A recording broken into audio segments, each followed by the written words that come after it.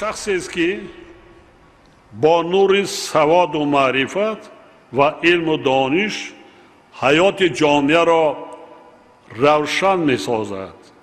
خرافات و جهالت را از حیات جامعه بیرون می کند و سازندگان و آبادگران آینده وطن را به کمال می رساند.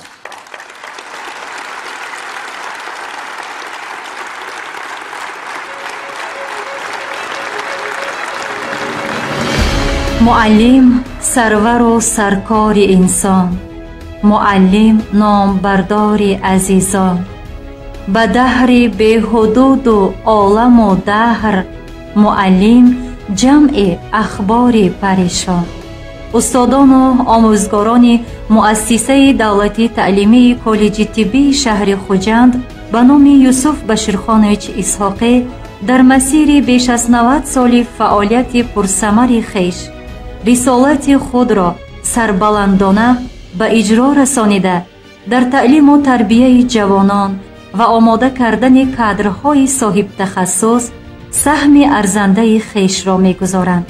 حالا در این مؤسسه بیش از 200 نفر آموزگاران پرتجربه، از این شماره 7 نفر اعلاچی معارف و علم جمهوری تاجیکستان و 7 نفر اعلاچی تندرستی جمهوری تاجیکستان به تعلیم و تدریس دانشجویان متخصصان آینده ساحه تندرستی مشغول بوده سیاست معارف پرورانه راهبر دولت را همه جانبه دستگیری و پیشبری می نمایند.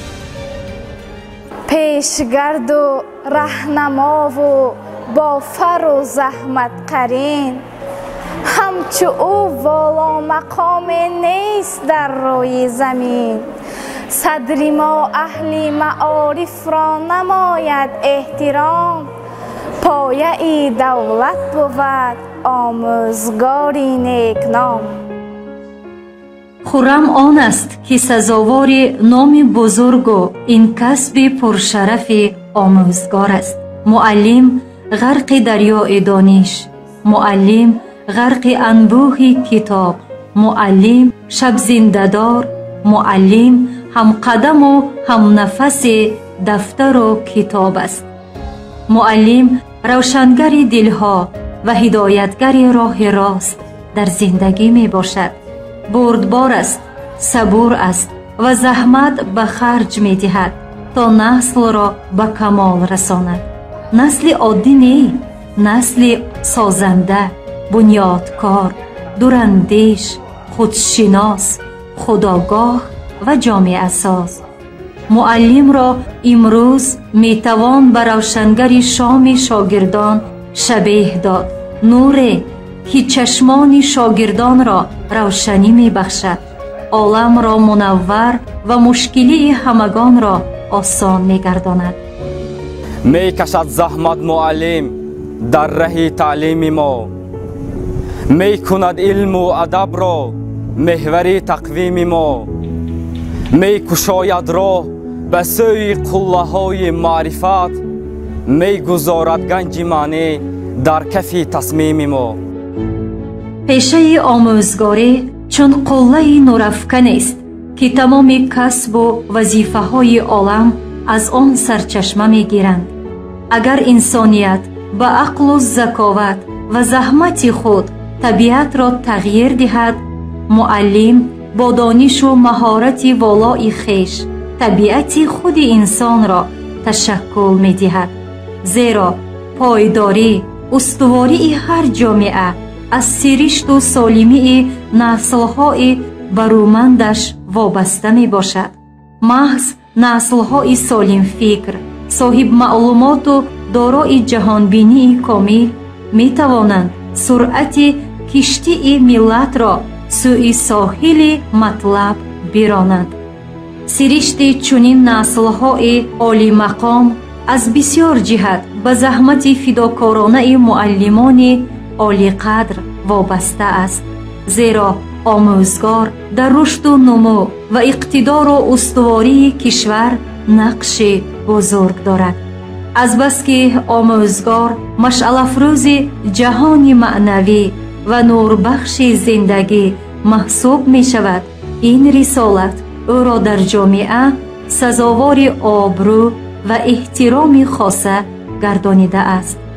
معلم راهنمای بهترین شد، به انگشت دلش دانشنگین شد.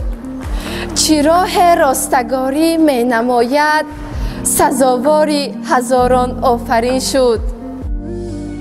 به پیر مرو که در امانی، هرچند سکندر زمانی. آموزگار افروزنده چراغ درخشان علم و دانش است. در این جاده می سزد سهم سابقه‌داران ساحه را خاصتاً قید کرد، زیرا از مکتب بزرگ آنها صدها شاگردان تعلیم و تربیه گرفته درس متانت و شجاعت و رفاقت و صداقت به کسب و وطن خویش را آموختند. محض با مشورت و راهنمایی این شخصیت‌های برومند، آموزگاران جوان می توانند در جاده کسبیت و مظفریت‌ها نائل گردند. به خاطر گرامی داشت و قدرشناسی فعالیت پرثمر آنها در مؤسسه پیوسته چاره‌بینی و محفل‌های جشنی گذرانیده می شود. اینچنین در اساس دستور و هدایت‌های پیشوای معظم ملت، قدردانی سابقه‌داران مهنت، شخصان برومند و خدمت نشان داده در کالج طبی شهر خوجند به حکم عنعنه در آمده پیران روزگار دیده منتظم عیادت کرده می شود.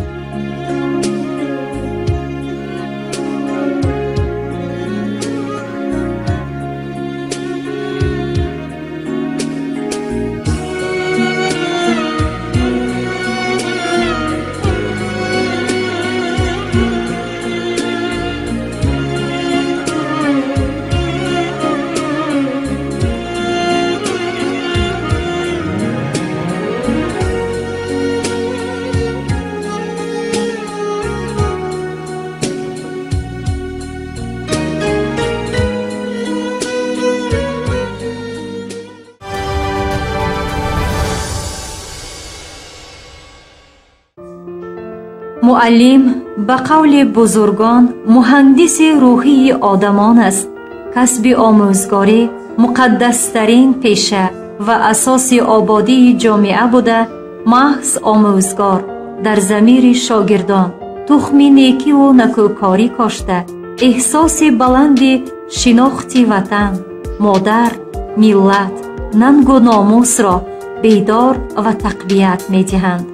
آموزگار عبرت آموز است که در کلام و هر نگاه و هر قدمش سراپا عبرت صاحب دلان است. رسالت آموزگار در نزد ملت و دولت تربیه جوانان صاحب معرفت و تأمین صفت بلند تعلیم محسوب یافته، هدایت دانشجویان به راه راست، وطن دوستی، خویشتن شناسی و مناسبت ارزنده به ارزش‌های مقدس ملی، مسئولیت و عهده‌داری نمایندگان این کسب پرشرف است.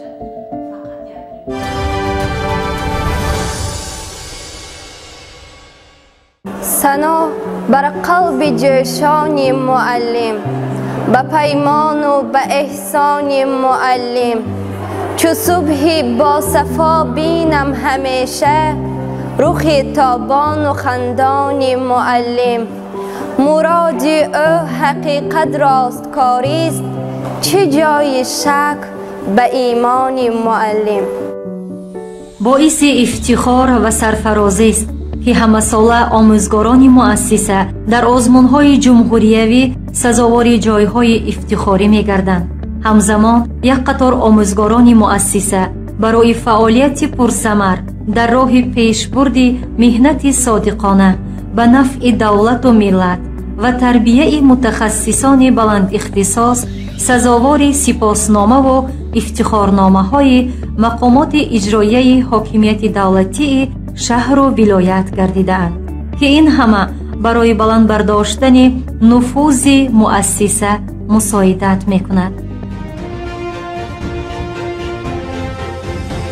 ҳамасола дар муассиса бо мақсади қадршиносӣ ва ҳавасманд намудани омӯзгорон силсила тадбирҳо аз қабили омӯзгори беҳтарин ва роҳбари гурӯҳи беҳтарин роҳандозӣ мешавад.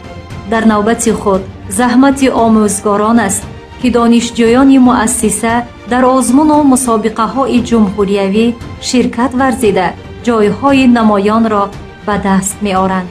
ҷоиз ба қайд аст ки омӯзгорони муассисаи давлатии таълимии коллеҷи тиббии шаҳри Хуҷанд на танҳо ба таълиму тарбияи насли ҷавон машғул ҳастанд, балки онҳо дар чорабиниҳои сиёсиву иҷтимоӣ ва фарҳангиву варзишии шаҳру вилоят фаъолона иштирок намуда бо ҳисси баланди худшиносиву худогоҳии миллӣ ва рафтору кирдори шоистаи худ барои дастпарварони худ намунаи ибрат маҳсуб меёбанд.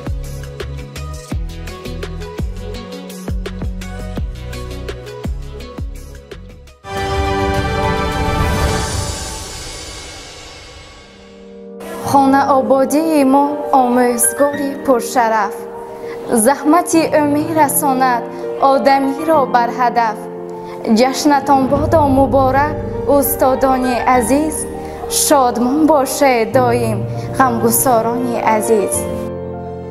вуҷуди омӯзгор ки машъали илму донишро дар пайкари зиндагӣ фурӯзон менамояд, болотар аз пиндор ва дурахшонтар аз таҷаллии хуршед аст.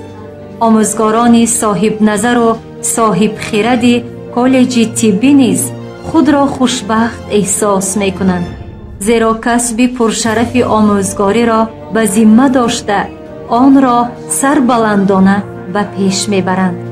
агар барои бартараф гардидани торикии шаб ва сукути беинтиҳои он нуктаҳои субҳ хуршеди дурахшон лозим бошад, барои ба роҳи дониш рафтану сабзидани орзуву мақсадҳои накӯ ва рӯшании зиндагии инсон омӯзгор нақши субҳ ва хуршедро дорад.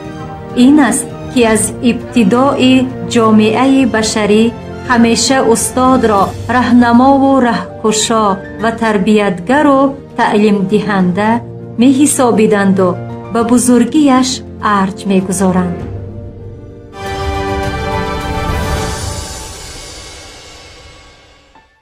шеъре ба номи некат омӯзгор дорам, дар арҷуман ба дастат чу тӯҳфае супорам. баҳри сипоси хотир дастат ҳаме фишорам, миннатпазирам асту доим ба рӯзгорам. зинрӯ бузург ҳастӣ мисли падар муаллим, дар олами маонӣ ҳамроҳ бар муаллим. ҳамасола дар сатҳи шоиста таҷлили рӯзи омӯзгорон ифодагари сиёсати маорифпарваронаи асосгузори сулҳу ваҳдати миллӣ, пешвои миллат, президенти ҷумҳурии Тоҷикистон муҳтарам Эмомалӣ Раҳмон ва нишонаи садоқату арҷгузорӣ ба заҳмати созандагони зиндагии пурсаодат ба ҳисоб меравад. боиси сарфарозист ки барои қадр кардани заҳмати омӯзгорон ва ёдоварӣ намудан аз фаъолияти содиқонаву самимонаи онҳо дар самти таълиму тарбияи насли наврас ва ҷавонон ҳар сол дар ҳафтаи аввали моҳи октябр рӯзи омӯзгор, яъне рӯзи арҷгузорӣ ба хидматҳову ранҷбурдаҳои муаллим таҷлил мегардад. таҷлили рӯзи омӯзгор дар кишвар шаҳодати он аст ки роҳбарияти олии кишвар ба омӯзгорон таваҷҷӯҳи ҳамешагӣ доранду нақши онҳоро дар ба камол расонидани насли ояндаи кишвар муҳим медонанд.